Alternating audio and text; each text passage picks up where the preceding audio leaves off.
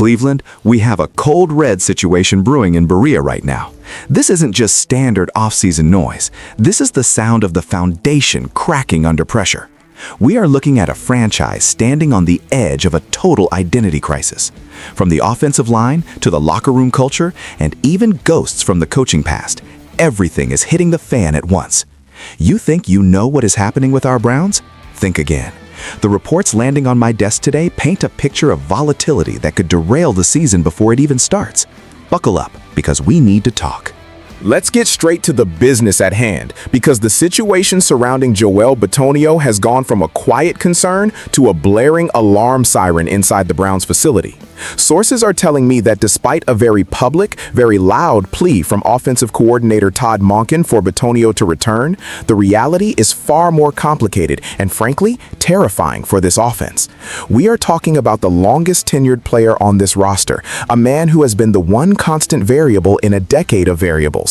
Monken knows it. He knows that without number 75 anchoring that left side, his scheme is vulnerable.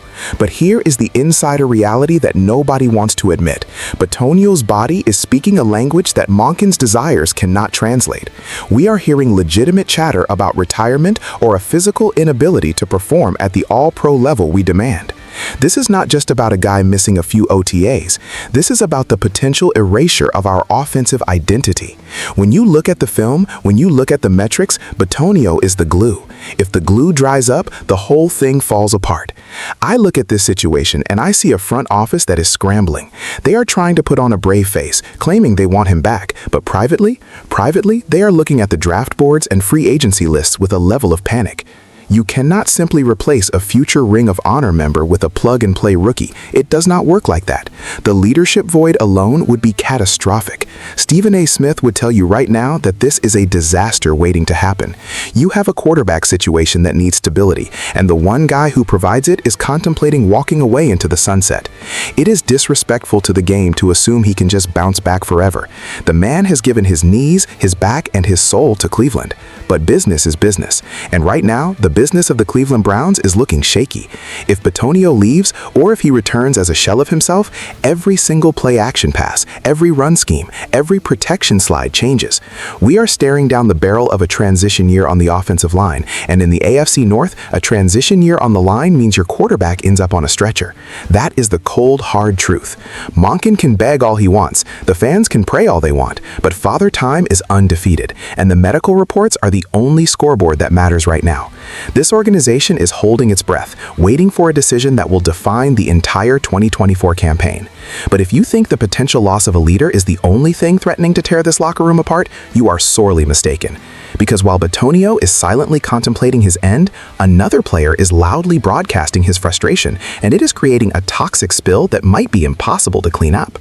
Listen, if you want the real truth about Cleveland that the mainstream media is afraid to touch, you need to hit that subscribe button right now. Don't just watch from the sidelines. Join the inner circle and stay ahead of the game. If the Bitonio news is a somber funeral march, this Jerry Jeudy situation is a chaotic circus with the tents on fire. We need to address the elephant in the room, and that is the absolute mess unfolding on social media regarding our wide receiver. Jerry Jeudy has taken to the internet, posting cryptic, aggressive, and frankly disturbing messages that have the entire league buzzing. We are seeing reports, tangible speculation, that the Browns are considering cutting ties or trading him before the season even kicks off. And how does he respond? Not with silence, not with work, but with a digital tantrum that screams immaturity. This is a problem. When you trade for a talent like Jeudy, you accept a certain level of personality, but this crosses the line into detriment. Sources close to the situation indicate that the front office is losing patience rapidly. They brought him here to stretch the field, not to stretch their patience. The rumors of him being cut are not unfounded. They are rooted in the fact that his production has not matched the headache he is currently causing. I look at this and I get angry.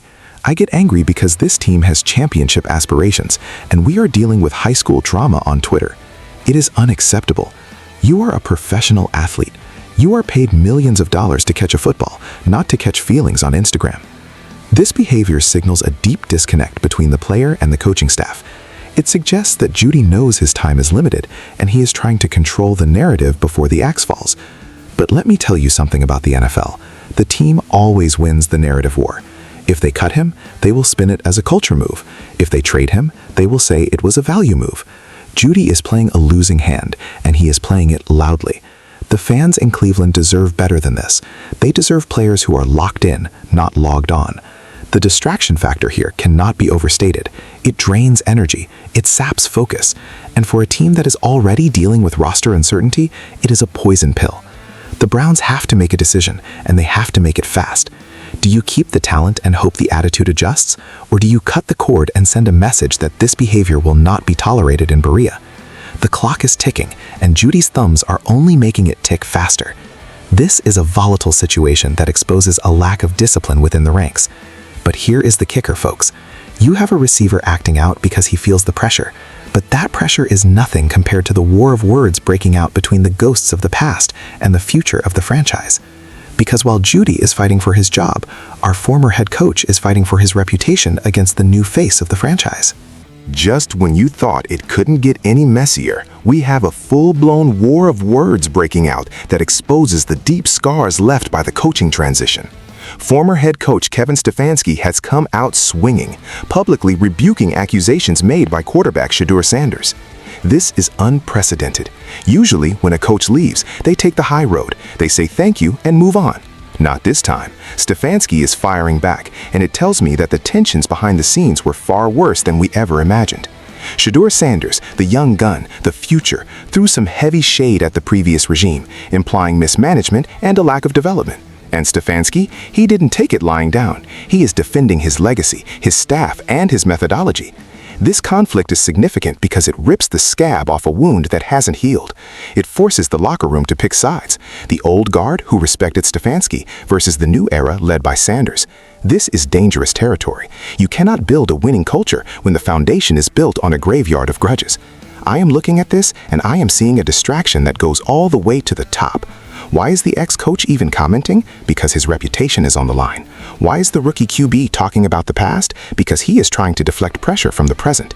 It is a toxic cycle of blame that does nothing to help us win games on Sunday. The audacity of this back and forth is staggering. We are trying to move forward, yet we are being dragged back into the mud of the previous seasons. Stefanski's comments were calculated. He is trying to prove that the problem wasn't the coaching, it was the execution. Sanders is trying to prove that he is the savior who was held back. Both cannot be right. And the saddest part is that the Cleveland Browns franchise is the collateral damage in this ego battle. This exposes a lack of alignment that likely still exists in the building. If the current staff cannot get a handle on their quarterback's mouth, and if the former staff feels emboldened to attack, it shows a lack of institutional control. We need leadership. We need adults in the room. Instead, we have a soap opera. This feud, combined with the Judy drama and the Bitonio uncertainty, creates a perfect storm of dysfunction. It makes you question everything about the direction of this team. Are we actually rebuilding, or are we just recycling the same old drama with new names? This is the definition of turmoil.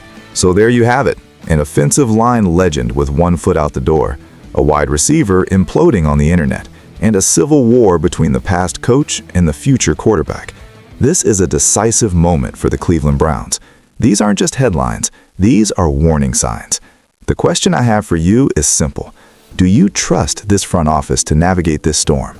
Can they fix the culture before kickoff, or is this season doomed by the noise? I want to hear your thoughts in the comments. We are in this together, Cleveland, for better or for worse. Stay strong, stay tuned, and as always, go Browns.